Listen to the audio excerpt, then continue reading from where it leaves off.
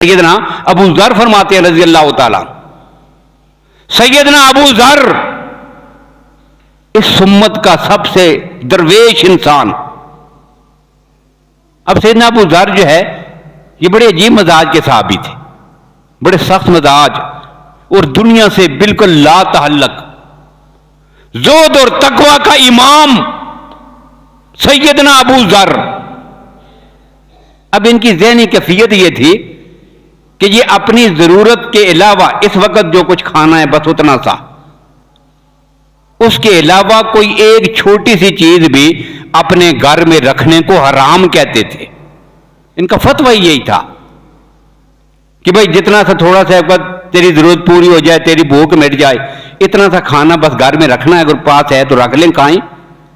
अब खाने के अलावा जो कुछ भी बच गया है अगर घर में रख के सो जाओगे तो ये हराम है। इतना सख्त मिजाज थे वो दुनिया के मामले में, दुनिया से इतनी नफरत थी। किसी को घर नहीं बनाने देते थे कि भाई क्या पता जिंदगी का ये मकान बना रहे हो, बस एक झोंपड़ी हो जिसमें वक्ती तौर पे इंसान गुजर बसर कर जाए, बाकी ना मकान बनाए, ना दौलत इकट्ठी करे, ना कोई चीज पीछे रखे, कुछ भी ना छोड़े घर में। वो इस मिजाज के सहाबी।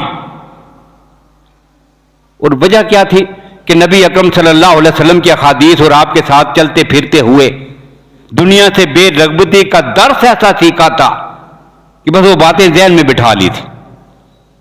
फरमाते हैं मैं अल्लाह के नबी के साथ चल रहा था, सामने ओद पहाड़ है और मेरे नबी ने यह बात इरशाद फरमाई थी, अबू ज़र अगर मैं अपने रब से दुआ करूं मेरा अल्लाह ये ओद का पहाड़ सोने का बना दे, और ये पहाड़ इतना बड़ा पहाड़ जब सोने का बन जाए तो मुझे इतनी बात भी गवारा नहीं कि 3 दिन गुजरे और इतने ज्यादा सोने में से कोई एक पाई भी मेरे पास घर में मौजूद हो, सब अल्लाह की राह में कुर्बान कर दूं।